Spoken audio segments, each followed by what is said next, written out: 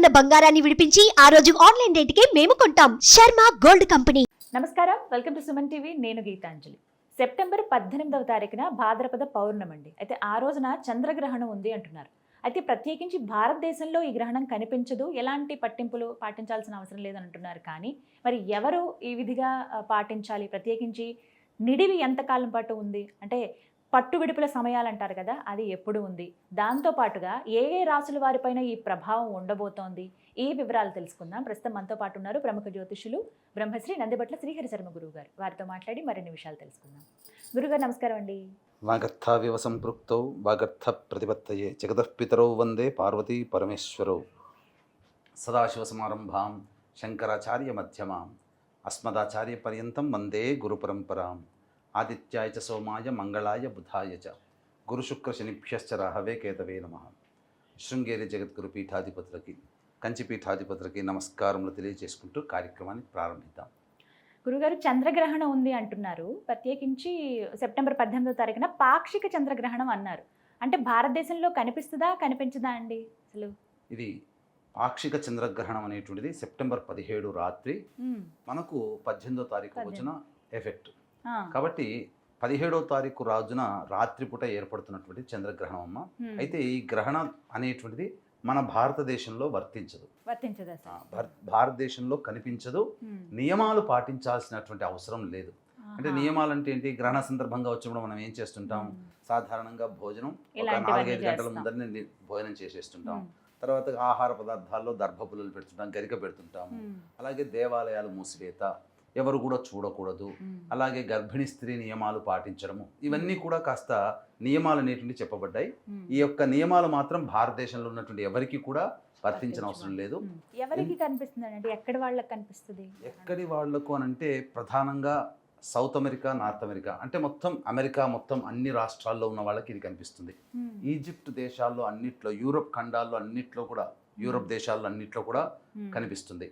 అలాగే United Kingdom వాటికి ఆ యొక్క దేశంలో కూడా కనిపిస్తుంది. ఇక తర్వాత టర్కీ ఇటువంటి దేశంలో, సౌత్ ఆఫ్రికా, తర్వాత అట్లాంటికా, అంటార్కిటికా ఉన్నటువంటి తీర ప్రాంతాల్లో ఉన్నటువంటి అన్ని ప్రాంతాల్లో వాళ్ళకి యొక్క చంద్రగ్రహణ ప్రభావం అనేటువంటిది ఉంటుంది. అయితే ఇక్కడ గమనించాల్సిందంటే ముంబై పరిసర ప్రాంతాల్లో ఒక 15 నిమిషాలు మాత్రం ఈ యొక్క చంద్రగ్రహణ ప్రభావం ఉంటుంది. ముంబై ఆ పరిసర ప్రాంతాల్లో దగ్గరగా మనకు ఆ టైం జోన్ కనుక చూసుకుంటే ఆ యొక్క చంద్రగ్రహణం స్పర్శ అనేటువంటిది ముంబై తీర ప్రాంతాన్ని కొద్దిగా టచ్ చేస్తుంది, సముద్ర తీర ప్రాంతం కాబట్టి ఇక్కడ మనం ఏమి పెద్దగా పరిగణలోకి తీసుకోవాల్సిన అవసరం లేదు మన భారతదేశం వాళ్ళు. ఎందుకంటే 15 నిమిషాలే దాని యొక్క టైం జోన్. అయితే మొత్తంగా సమయం, పట్టు విడుపుల సమయం ఏంటండి చంద్రగ్రహణం? మనకు ప్రధానంగా వీక్షించేటువంటి ప్రేక్షకుల్లో మన తెలుగు వాళ్ళు ఎక్కువగా ఆ అమెరికా ప్రాంతంలో ఎక్కువగా ఉన్నారు. కాబట్టి మనకు ఉజ్జాయింపుగా ఒక్కొక్క టైం జోన్ అనేటువంటిది ఒక్కొక్క స్టేట్ని బట్టి మనకు మారుతూ ఉంటుంది. 4 టైం జోన్స్ ఉంటాయి. అయితే మనకు ఉజ్జాయింపుగా 8 గంటల 41 నిమిషాలు 17వ తారీఖు రాత్రి 8 గంటల 41 నిమిషాలకి ప్రారంభమై 18వ తారీఖు అనగా 17 వెళ్ళిపోయి 18వ తారీఖు వచ్చిన తర్వాత 12 గంటల 47 నిమిషాల వరకు ఈ యొక్క పాక్షిక చంద్రగ్రహణ దోష ప్రభావం అనేటువంటిది ఉంటుంది. అంటే ఈ గ్రహణం ఈ సమయం వరకు ఏర్పడుతుంది. అంటే సుమారు 4 గంటల సమయం వరకు కూడా ఈ యొక్క గ్రహణం అనేటువంటిది ఉంటుందమ్మా. 4 గంటల వరకు ఉంటుందంటారు. అంటే ఎటువంటి పరిహారాలు, అలా పట్టింపుల గురించి మాట్లాడుకుందామండి. ఏం చేయాలి అసలు ఆ గ్రహణ సమయంలో? వీక్షించేటువంటి సుమన్ టీవీ ప్రేక్షకుల్లో ఎవరైనా కానీ, మీ యొక్క బంధువులు, స్నేహితులు, హితులు, తెలిసిన వాళ్ళు ఎవరైనా కానీ అమెరికా, సౌత్ ఆఫ్రికా మరియు యునైటెడ్ కింగ్డమ్, టర్కీ లాంటి దేశాల్లో కనుక ఉన్నట్లయితే వాళ్ళకి ఈ యొక్క ఇన్ఫర్మేషన్ని షేర్ చేయండి. ఎందుకనంటే ఈ యొక్క గ్రహణ ప్రభావం అనేటువంటిది గ్రహణం ఏర్పడుతున్నటువంటి రాశిని అనుసరించి కొన్ని రాశుల వారికి అనేటువంటిది ఉంటుందమ్మా. సాధారణంగా గ్రహణం వచ్చినప్పుడు అందరూ పాటించాల్సినటువంటి నియమాలు మొదలు చెప్పుకుందాం. అందరూ పాటించాల్సిన నియమాలు ఏంటి? సూర్యాస్తమయం లోపలనే భోజనం అనేటువంటిది చేసేసుకోవాలి. ఇంట్లో ఎటువంటి పదార్థాలు, ఆహార పదార్థాలు నిల్వ ఉండకూడదు. ఒకవేళ నిల్వ ఉంచదలిసినటువంటి పదార్థాలు కనుక ఉన్నట్లయితే అందులో దర్భపోచ, మీకు ఎక్కడైనా కానీ షాపులో దొరుకుతాయి, దర్భపోచ కనుక వేసి ఉండవచ్చు. ఇక ఆ అమెరికా ఆ ప్రాంతంలో నివసిస్తున్నటువంటి వాళ్ళందరూ కూడా చక్కగా ఈ సూర్యాస్తమయం కల్లా కూడా ఇల్లంతా శుభ్రపరచుకోండి. ఇల్లంతా శుభ్రపరచుకున్న తర్వాత పట్టు విడుపు సమయం అనేటువంటిది ఉంటుంది. మీ యొక్క లోకల్ టైం జోన్ బట్టి ఆ పట్టు విడుపు సమయం అనేటువంటిది మీరు పాటించాలి. 8:41 రాత్రి నుంచి 12:41 వరకు ఉంటుంది కాబట్టి చక్కగా ఆ సమయంలో నిద్రపోకుండా ఉండగలిగితే మంచిది. ఒకవేళ ఆ గ్రహణ సమయంలో మాత్రం నిద్రపోవడం అనేటువంటిది శాస్త్ర సమ్మతము కాదు. నిద్రపోకూడదు. ఎందుకనంటే నిద్రకు ఉపక్రమించినటువంటి సమయంలో, గ్రహణం పడుతున్నటువంటి సమయంలో నిద్రకు ఉపక్రమిస్తే జాతకంలో ఆ చంద్రుడు రాహుగ్రస్త చంద్రగ్రహణం కదమ్మా, మన జాతకంలో ఆయా గ్రహదోష ప్రభావాలు ఉన్నప్పుడు ఈ చంద్ర దోషము రాహుగ్రహ దోష ప్రభావం మనల్ని వెంటాడుతుంది. కాబట్టి ఆయా దశాంతర దశలు వచ్చినప్పుడు అవి ఖచ్చితంగా దాని యొక్క ప్రభావాన్ని చూపుతాయి. తెల్లవారి లేచిన తర్వాత చక్కగా ఇల్లంతా మళ్ళీ శుభ్రపరచుకొని చక్కగా పూజా మందిరంలో ఉన్నటువంటి వస్తువులన్నీ చక్కగా శుభ్రపరచుకొని దీపారాధన చేసి ఆ యొక్క పూజా మందిరంలో చక్కగా మీ యొక్క దైనందిన కార్యక్రమాలు చేసుకోవచ్చు. అయితే ఏ రాశుల వారికి ఉంటుంది ప్రధానంగా మనం చూసుకోవాల్సినటువంటిది, మీన రాశిలో ఈ యొక్క గ్రహణం ఏర్పడుతుంది కాబట్టి కుంభరాశి వారికి, మీన రాశి వారికి, మేషరాశి వారికి, మిథున రాశి వారికి, కర్కాటక రాశి వారికి, కన్యా రాశి వారికి, వృశ్చిక రాశి వారికి, మొత్తం ఈ 7 రాశుల వారికి ఈ యొక్క గ్రహణ దోష ప్రభావం అనేటువంటిది ఆపాదించబడుతుంది. మరి వారు ఏం చేయాలండి? ఎటువంటి పరిహారం చేసుకోవాలి? ఆ రోజున సాధారణంగా అయితే మనకు ఏదైనా ప్రభావం అనేటువంటిది ఉన్నప్పుడు ఏ సమస్యకైనా కానీ పరిష్కార మార్గాలు 2 రకాలుగా ఉంటాయమ్మా. ఒకటి దైవ పరిష్కారం, 2 మానవ పరిష్కారం. దైవం మంత్రాధీనం, తన్మంత్రం బ్రాహ్మణాధీనం. కాబట్టి గ్రహణాలు అనేటువంటివి ప్రకృతిలో జరిగేటువంటి పరిణామాలకి సూచికలుగా ఏర్పడతాయి. మనకు మహాభారతంలో కూడా ఒకే నెలలో 2 యుద్ధాలని, 2 గ్రహణాలు అనేటువంటివి ఏర్పడడం వల్లనే సమస్తమైనటువంటి మానవ జాతి వినాశనానికి అది. అయితే అది యుగ అంత సమయంలో ఏర్పడింది, దానికి కారణంగా మనం చెప్పవచ్చు. కాకపోతే ఇప్పుడు కూడా ఒకే నెలలో, అందున భాద్రపద మాసంలో 2 గ్రహణాలు అనేటువంటివి భాద్రపద పౌర్ణమికి, భాద్రపద అమావాస్యకి ఏర్పడబోతున్నాయి. కాబట్టి దీనివల్ల ప్రకృతిలో విపత్తులు అనేటువంటివి ఉంటాయి. ఈ ప్రకృతి విపత్తులు అంటే ఎక్కువగా సునామీలు రావచ్చు, వర్షపాతం ఎక్కువగా ఏర్పడవచ్చు, భూకంపాలు రావచ్చు, జన నష్టం జరిగేటువంటి మారణ హోమాలు అధికంగా జరగవచ్చు, తీవ్రవాద కార్యకలాపాలు ఈ చెప్పినటువంటి రాశుల్లో ఎక్కువగా కావచ్చు. ఇప్పుడు మోస్ట్ ఎఫెక్టెడ్ కంట్రీ ఎవరున్నారంటే యునైటెడ్ కింగ్డమ్. కాబట్టి ఆ యునైటెడ్ కింగ్డమ్, బ్రిటన్ సంబంధించినటువంటి రాష్ట్రంలో అంతర్యుద్ధం, అల్లకల్లోలాలు పెరగవచ్చు. ఇవన్నీ కూడా జరుగుతాయమ్మా. అయితే ఇవి పెద్ద పెద్ద ఎత్తున జరిగేటువంటిది. మరి సామాన్యమైనటువంటి మానవులకి, అలాగే ఇండియాలో ఉన్నటువంటి వాళ్ళకి కూడా ఈ యొక్క ప్రభావం ఉంటుందా అని చాలా మంది అడుగుతూ ఉంటుంటారమ్మా. అందరి సందేహం అదే, భారతీయులుగా మేమేమైనా పట్టింపులు పాటించాలా ఈ గ్రహణం రోజున, అసలు ఏం చేయాలి అని అడుగుతున్నారండి. కాబట్టి ఇక్కడ ఏంటంటే ఈ యొక్క గ్రహణం అనేటువంటిది మన భారతదేశంలో కనిపించకపోయినా, నియమాలు పాటించాల్సిన అవసరం లేకపోయినా, దీని యొక్క ప్రభావం మాత్రం ఈ చెప్పినటువంటి కుంభమీన మేష మిథున కర్కాటక కన్య వృశ్చిక రాశిలో జన్మించిన వాళ్ళకు ఉంటుందండి. ప్రపంచంలో ఎక్కడున్నా ఈ రాశిలో జన్మించిన వాళ్ళు ఎక్కడున్నా ఈ యొక్క ప్రభావం అనేటువంటిది ఉంటుందమ్మా. కాబట్టి ఈ ప్రభావం వల్ల ఏం జరుగుతుంది? చంద్రుడు రాహుగ్రస్త చంద్రగ్రహణం కాబట్టి మానసికమైనటువంటి ప్రశాంతత కోల్పోతారు.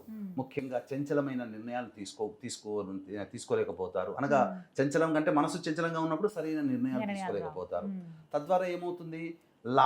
మనకు లాభపడే అవకాశాలు మన దగ్గర దాకా వచ్చినా మనం వాటిని గ్రహించలేక వెనక్కి వెళ్ళిపోతాయి.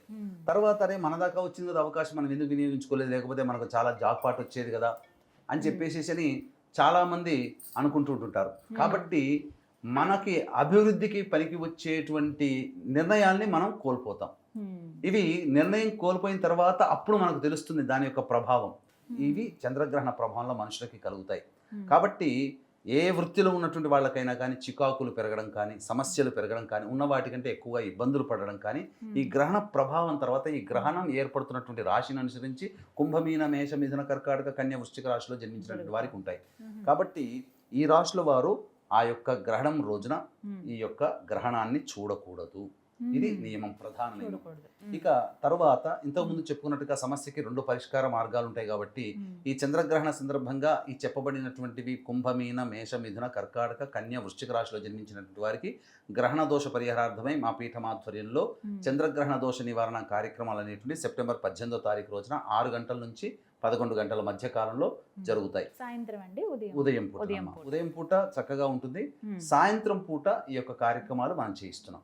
అంటే మన భారతదేశంలో ఉదయం 6:11 నుంచి ప్రారంభమై 12:47 వరకు ఉంటుంది.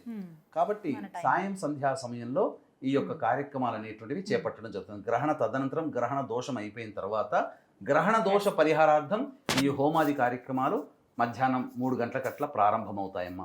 కాబట్టి అవకాశం ఉన్న వాళ్ళు ఈ యొక్క కార్యక్రమంలో కేవలం పర్ హెడ్ 1500 రూపాయలకి చేయించడం జరుగుతుంది. అవకాశం ఉన్న వాళ్ళు కార్యక్రమ తదనంతరం కాంటాక్ట్ చేయొచ్చు. అలాగే వివాహ సంబంధంగా, ఉద్యోగ సంబంధంగా, దాంపత్య సంబంధంగా సమస్యల నివారణకు కూడా 18 రకాల హోమాదులు జరుగుతున్నాయి. ఇక వారుగా ఈ రాశిలో జన్మించినటువంటి వారు చేసుకోగలిగే పరిహారం ఏంటండి? ఎవరైనా ఎక్కడైనా అమెరికాలో ఇప్పుడు దేవాలయాలకి ఏమీ పెద్ద చాలా ఉండిపోయాయి. అవును. కాబట్టి ఏం చేస్తారు అంటే నవగ్రహాలు ఉన్నటువంటి దేవాలయాల్లో నవగ్రహాల చుట్టూ ఉదయమే ఈ గ్రహణం మధ్యరాత్రి సంభవిస్తుంది కాబట్టి దేవాలయాలు తెరిచి ఉండరు.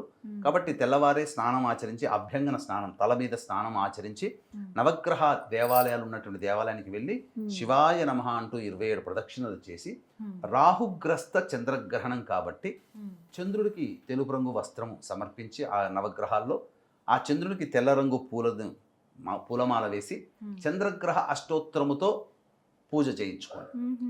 అష్టోత్తర పూజ చేసిన తర్వాత అలాగే ఇక రాహుగ్రహం దగ్గరికి వచ్చి, రాహుకి యాష్ కలర్లో ఉండేటువంటి పూలు అంటే చాలా ఇష్టం, లేదా నీలిరంగు పుష్పాలు.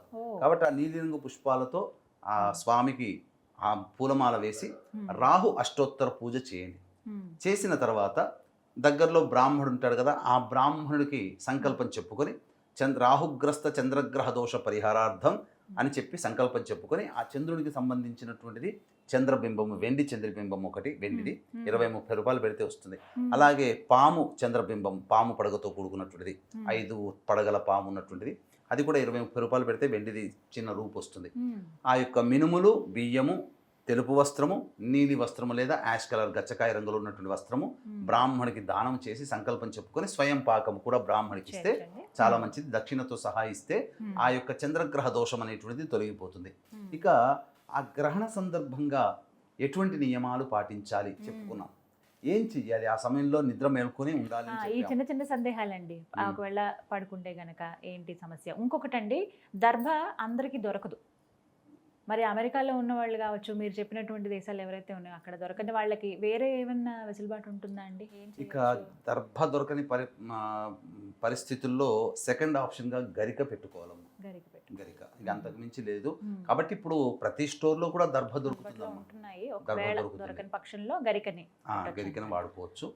కాబట్టి ఆ సమయంలో ప్రత్యేకించి ఎలాంటి జాగ్రత్తలు తీసుకోవాలి? గర్భిణీ స్త్రీలు ఈ యొక్క సంబంధించినటువంటి ఎవరైనా కానీ, ఏ రాశిలో జన్మించిన వాళ్ళైనా కానీ ఈ యొక్క గ్రహణాన్ని చూడకూడదు. ఏది ఇక్కడ అవసరం ఏం లేదమ్మా. అదే చెప్తున్నాను, గ్రహణము కనిపించదు కాబట్టి నియమాలు పాటించాల్సిన అవసరం లేదు. కానీ గ్రహణ దోష ప్రభావం మాత్రం ఈ కుంభమీన, మేష, మిథున, కర్కాటక, కన్య, వృశ్చిక రాశిలో జన్మించిన వాళ్ళకైతే ఖచ్చితంగా ఉంటుంది. ఈ విధంగా పరిహారాలు పాటించుకోవాలి. ఇక ఆ యొక్క గ్రహణం కనబడుతున్నటువంటి దేశాల్లో ఉన్న వాళ్ళు ఖచ్చితంగా ఏంటంటే మీ యొక్క ఇష్టదేవత ఆరాధన అనేటువంటిది చేసుకోవాలి. లలితా సహస్రనామము, విష్ణు సహస్రనామము, శివ సహస్రనామము, దుర్గా సహస్రనామము, లేదా మీకు ఎవరైనా గురువు గారు ఉపదేశిస్తారు కదమ్మా మంత్రాలు, ప్రేక్షకులు ఎవరైనా కానీ మీకు గురువు గారు ఉపదేశిస్తే ఆ మంత్రాన్ని జపం చేసుకోండి. ఒక్క మాల తిప్పితే 1000 మాలలు తిప్పినటువంటి ఫలితం. మళ్ళీ ఇటువంటి గ్రహణ సమయం అనేటువంటిది మళ్ళీ మనకు రాదు. అయితే ఇక్కడ గమ్మత్తు ఏంటంటే, వీక్షించేటువంటి మన సుమన్ టీవీ ప్రేక్షకులు కూడా ఒక రహస్యం అమ్మ. ఏంటనంటే, ఇది గ్రహణం అనేటువంటిది ఏర్పడుతున్నప్పుడు ఎక్కడైనా గ్రహణం ఏర్పడుతుంది. ఆ గ్రహణం ఏర్పడుతున్నటువంటి సందర్భంలో ఎక్కడైతే గ్రహణం ఏర్పడుతుందో ఆ సమయానికి మన భారతదేశానికి సంబంధించిన టైం జోన్ కనుక మనం సెట్ చేసుకుని ఆ సమయంలో మనం ఇక్కడ జపం చేసినా అదే ఫలితం కలుగుతుంది. ఎందుకంటే ప్రకృతిలో ఏర్పడుతున్నటువంటి గ్రహణం కదా, మన దగ్గర ఏర్పడకపోయినంత మాత్రాన ఆ యొక్క ప్రభావం మనకు ఉండదా? మనకు ఎందుకు? ఇప్పుడు మన ఈ గ్రహణం ఏర్పడుతుంది. ఇప్పుడు ఈ గ్రహణం ఏర్పడుతున్నటువంటి సందర్భంలో మనకు ప్రాంతాల్లో వరద ముప్పులు వస్తున్నాయా, రావట్లేవా? సెప్టెంబర్ 18 అంటే ముందుగానే దాని యొక్క అలర్ట్ మనం గమనిస్తున్నాం కదా. కాబట్టి మన యొక్క ప్రాంతంలో కేవలం మనకనే కాదు, ప్రపంచవ్యాప్తంగా ఇటువంటి ఇబ్బందులు, విపత్తులు తప్పవు. గ్రహణ ప్రభావం సూచిక ఇదే. కాబట్టి గ్రహణంలో ఈ చెప్పబడినటువంటి రాష్ట్ర వాళ్ళు లేదా ఎవరైనా కానీ మన భారతదేశానికి మనం టైం కనుక చూసుకుంటే 6:11 నుంచి 10:47 వరకు ఈ యొక్క గ్రహణ ప్రభావం అనేటువంటిది ఉంది. కాబట్టి వీక్షిస్తున్నటువంటి ప్రేక్షకులు ఎవరైనా భారతదేశంలో ఉన్న వాళ్ళైనా, ఏ ప్రాంతంలో ఉన్న వాళ్ళైనా ఈ ఉదయం 6:11 నుంచి 10:47 మధ్యకాలంలో ఇష్టదేవత ఆరాధన చేయండి. గ్రహణ సందర్భంగా వచ్చేటువంటి పుణ్యఫలం ఇక్కడ ఉండి కూడా మనం పొందవచ్చని చెప్పవచ్చు. ఈ చెప్పబడిన రాశుల వారు కూడా ఈ పరిహారాలు పాటించవచ్చు.